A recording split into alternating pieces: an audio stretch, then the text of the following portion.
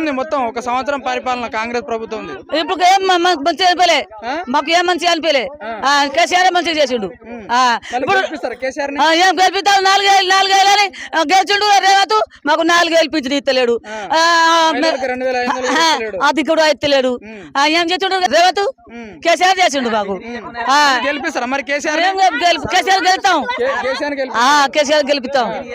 భర్తలు ఇద్దరు లోన్ ఎత్తుకున్నారు అంటే ఒక్క మనిషిగా చేసిండు ఆయన, భార్య భర్తలకు చేయలే, ఒక్కరు ఎత్తుకున్నారా వాళ్ళగా చేసిండు. అంటే అన్ని వీటికి సహకారం చెప్తేనే మళ్ళా ప్రభుత్వం వస్తుంది, లేకపోతే తుడుచుకునే పోతుంది కాంగ్రెస్ ప్రభుత్వం. ఎందుకు చేస్తలేరు పనులు? చేస్తలేరు. ఏ పని ఎక్కడ ఏ పని కాలే, ఏ పని కాలే.